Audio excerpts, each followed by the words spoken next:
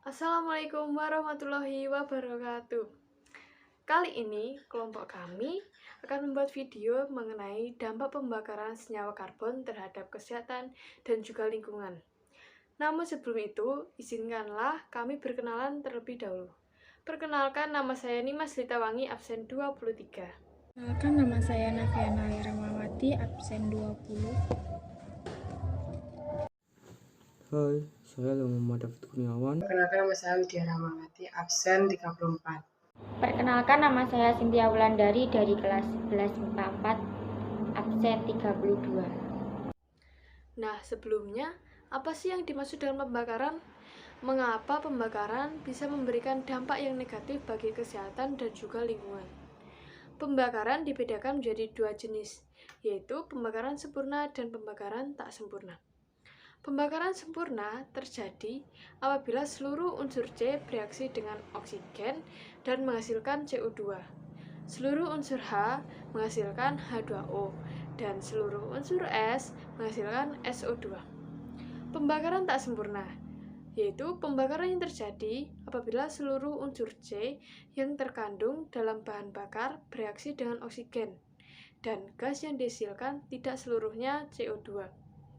Pembakaran tak sempurna ini bisa menghasilkan zat-zat yang berbahaya bagi kesehatan dan juga lingkungan.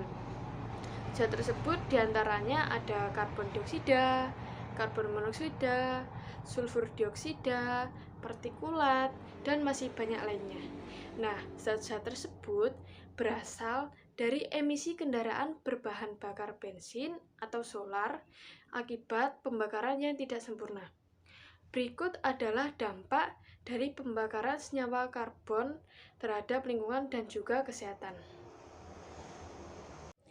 Satu yaitu gas karbon dioksida bersumber dari dampak terhadap polutan gas CO2 yang melebihi batas mengakibatkan gangguan kesehatan, pernapasan, dan meningkatnya suhu bumi, yaitu disebut efek rumah kaca atau global warming. Dampak terhadap lingkungan CO2 yaitu akan naik ke atmosfer dan menghalangi pemancaran panas dari bumi, sehingga panas dipantulkan kembali ke dalam bumi. Akibatnya, bumi menjadi sangat panas, dan inilah yang menyebabkan efek rumah kaca. Kedua yaitu gas karbon monoksida.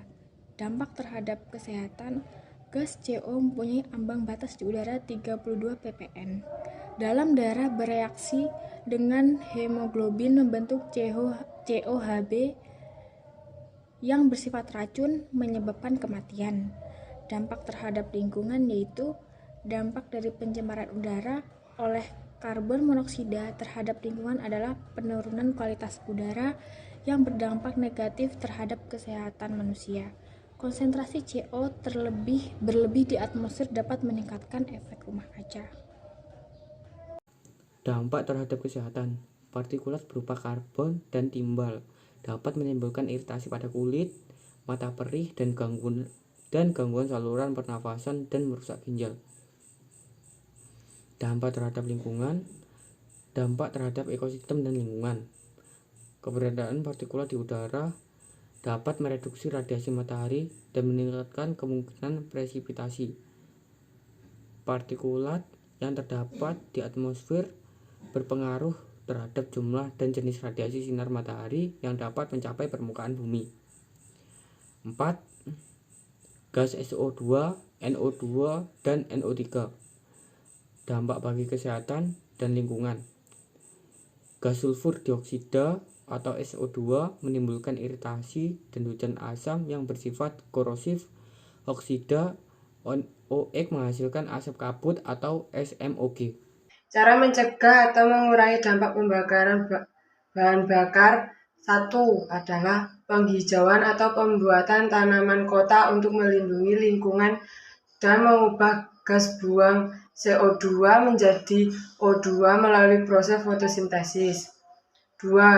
Menggunakan sel bahan bakar melibatkan reaksi antar O2 dan H2 dengan produk reaksi yang ramah lingkungan yaitu H20. 3. Menerapkan penggunaan konverter terbaik pada sistem buangan kendaraan bermotor untuk mengubah gas buang COD menjadi lebih aman. 4. Penggunaan EFI atau Electronic Fuel Injection pada sistem bahan bakar kendaraan untuk mengurangi emisi gas polutan. Sekian video dari kelompok kami. Mohon maaf bila ada kesalahan. Dan kami akhiri. Wassalamualaikum warahmatullahi wabarakatuh.